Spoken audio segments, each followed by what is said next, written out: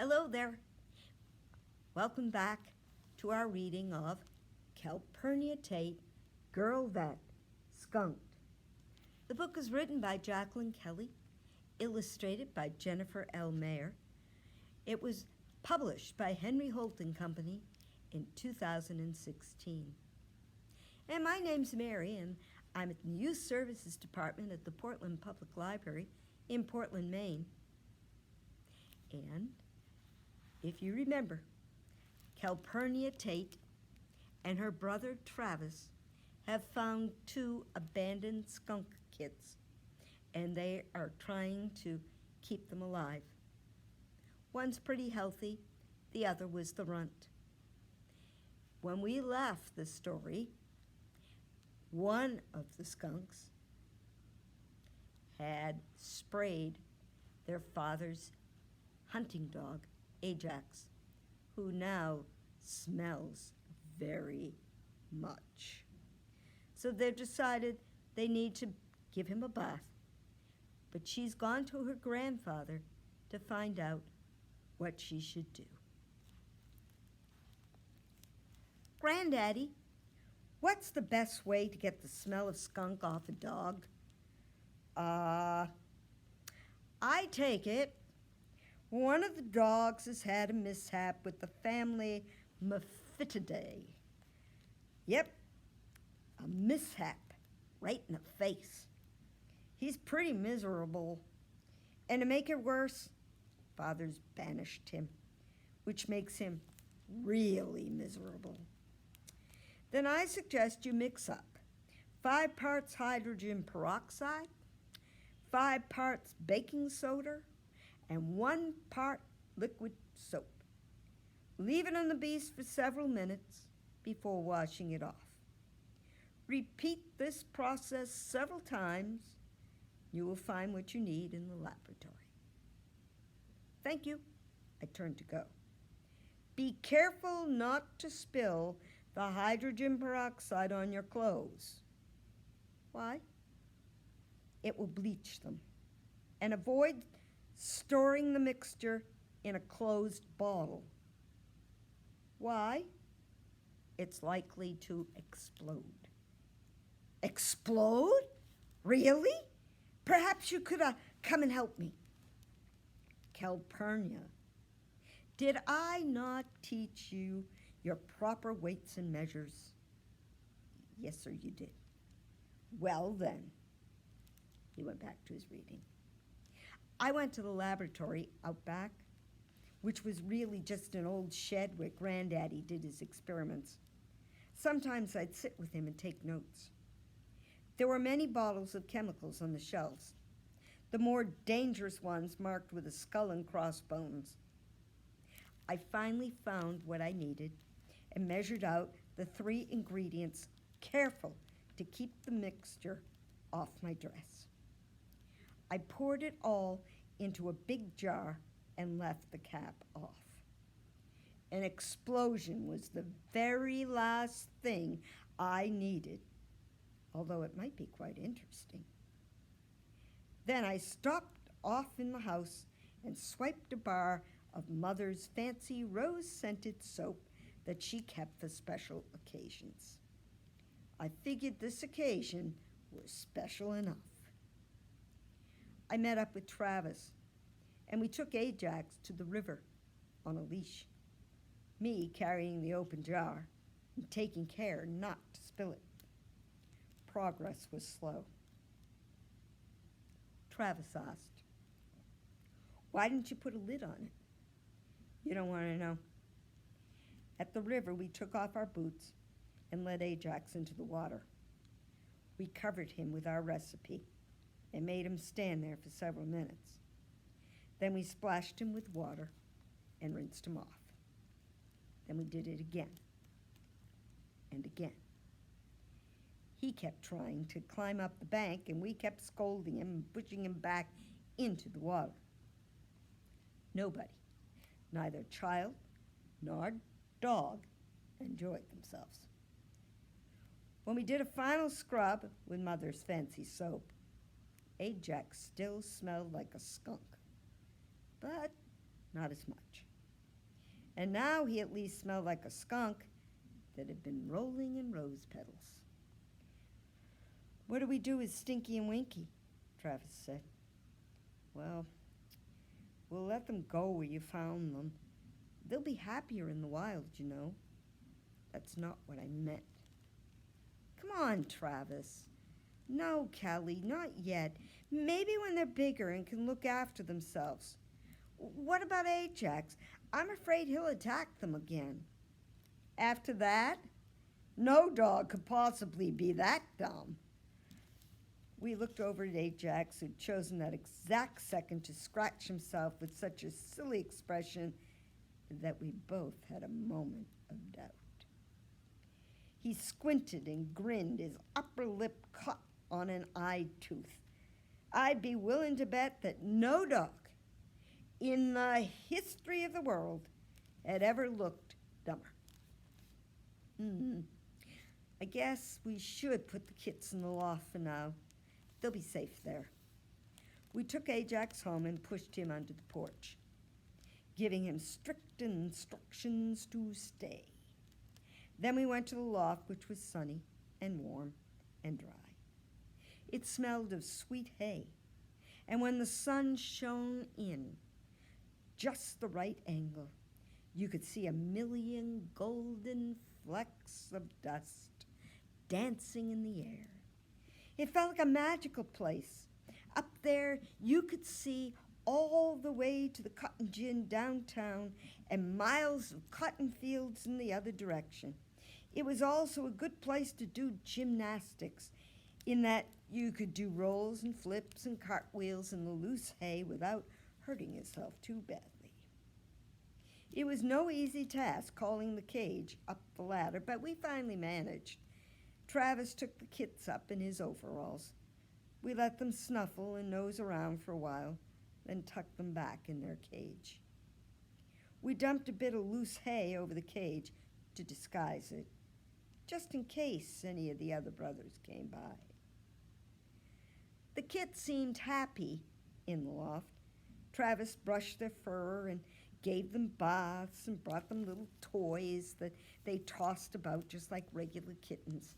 He sneaked them out for walks in the woods at dawn and at dusk, and he carried them around in the bottom of his satchel where they curled up happily enough in 2 black and white balls.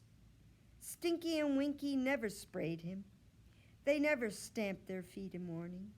They became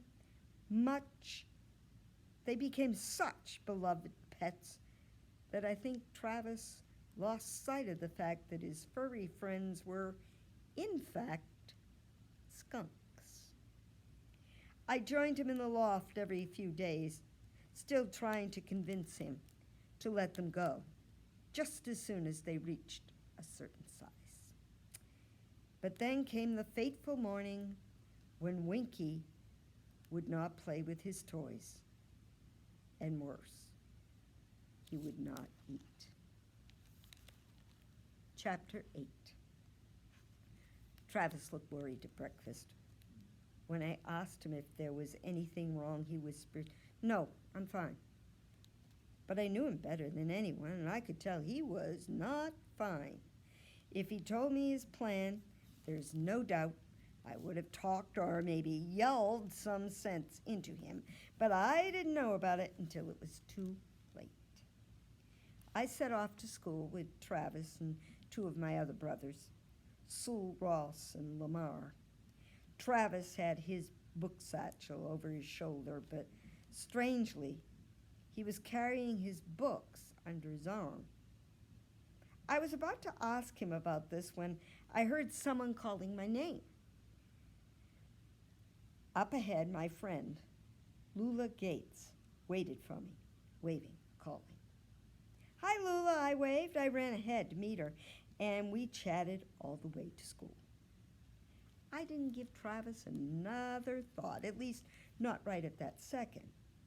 We made it to school just in time to line up while Miss Harbottle rang the handbell. We trooped in, the girls in one line, the boys in the other. Our school had only 1 classroom, So the little ones sat up front and practiced their ABCs. The older children sat in the middle and recited their times tables. The oldest children sat in the back and studied world geography with the atlas and the globe. Lula and I shared a desk right behind Travis, who, for some reason, looked extra fidgety. You'd have thought the boy had ants in his pants the way he kept squirming in his seat and fiddling around with the satchel at his feet. At recess, we all ran outside. Usually, Travis hung around and bothered me and Lula while we played hopscotch. But this time, he took his satchel to the far side of the playground. Now I knew for sure something was wrong with him, and I'd have to tell Mother, which meant she'd either dose him with a teaspoon of cod liver oil, most awful substance in the entire world, or haul him off to see Dr. Walker with his cold hands and even colder instruments. Both prospects were enough to make you shudder.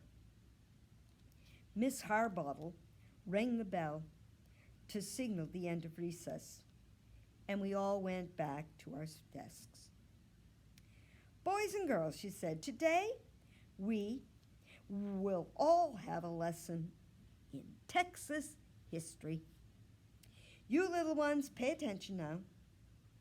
Did you know that before Texas became part of the United States, it was actually a part of Mexico? That's right, part of another country. And the brave Texians, as they were called, your very own ancestors, fought a war against Mexico to gain their independence. Normally, such a discussion would have deeply interested Travis, but now he was busy trying to slide a box of raisins out of his desk without making any noise.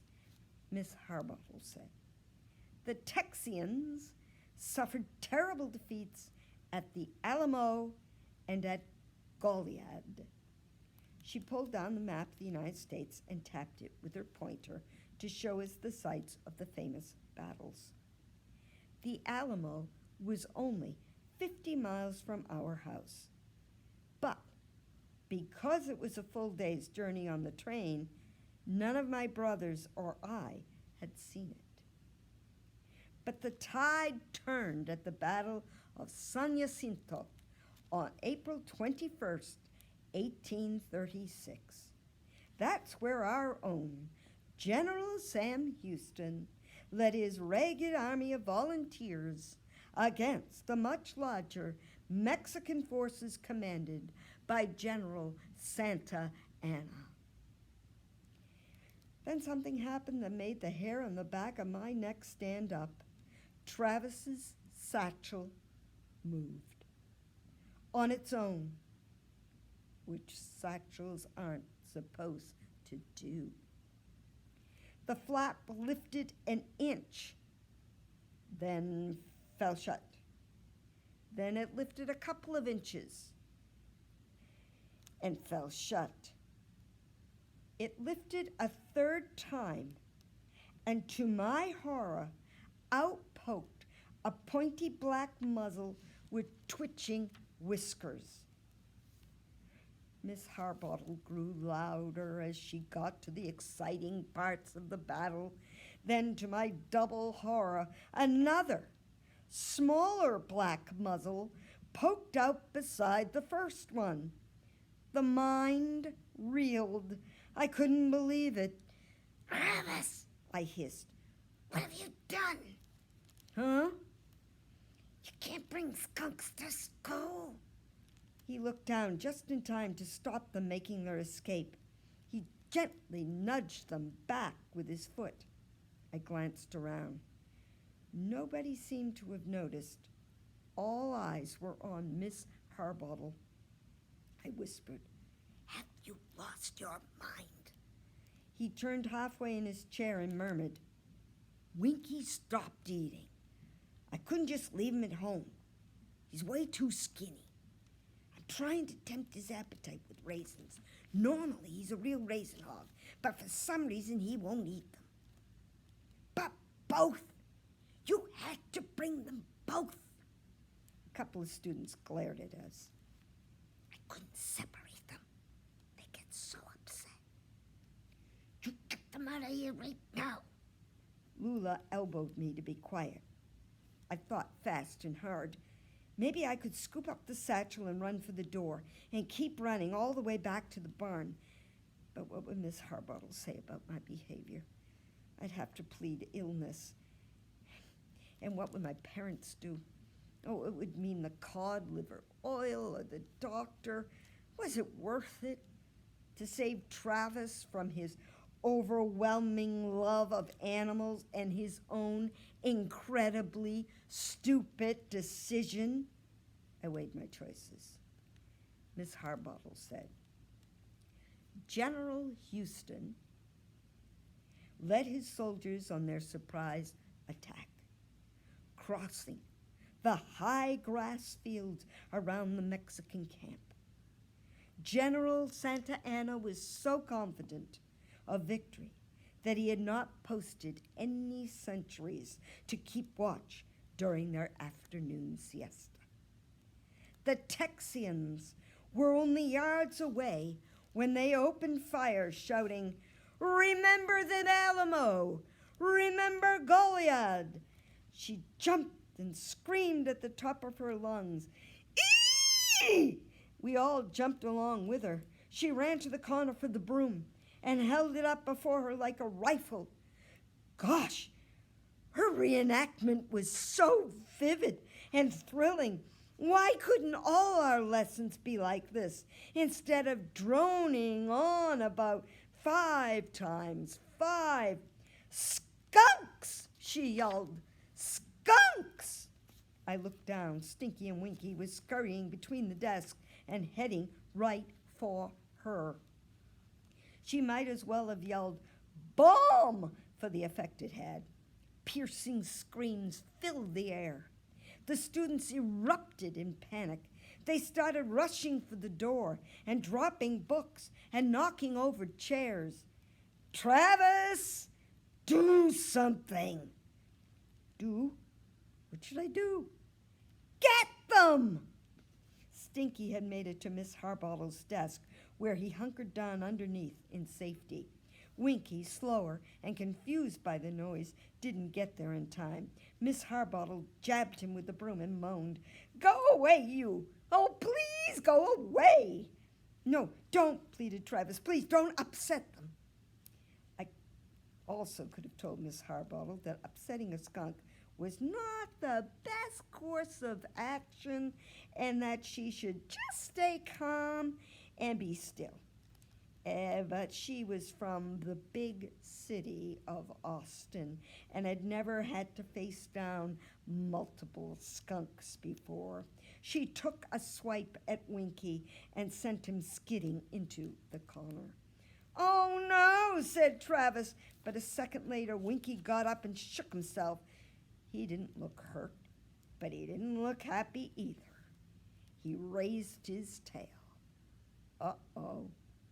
He stamped his tiny feet. Oh, no. Miss Harbottle backed away, but just then Stinky emerged from under the desk, trapping her between them. I called out, "Try to stay calm, Miss Harbottle." Travis begged again, "Please, don't rile them." He crept forward with his satchel. "If you just stay calm, I think I can get them." She looked at him as if he were crazy. "Stay back! They're wild!" "Actually," he said, "Yes, Travis," I shouted, "they're wild. Can't you see how wild they are?" Travis kept closer. Stinky advanced on Miss Harbottle. She took a swing at him and missed. He stamped his feet. But Winky beat him to it, letting loose a poof of mist from his hind end that settled on the floor and the blackboard. "No!" shrieked Miss Harbottle. Stinky turned his back to her, raised his tail. He was only 4 feet away. It would be a direct hit, except that at the very second he fired, Travis launched himself through the air like a flying human shield, saving our teacher from the spray. Coughing and gagging, we stumbled to the door and pitched down the steps into the fresh air. Travis reeked to high heaven. His streaming eyes were bright red. The other children backed away from him as fast as they could, which was just as well, since he then did the only thing he could possibly do to make things worse. He bent over, put his hands on his knees, and threw up his breakfast.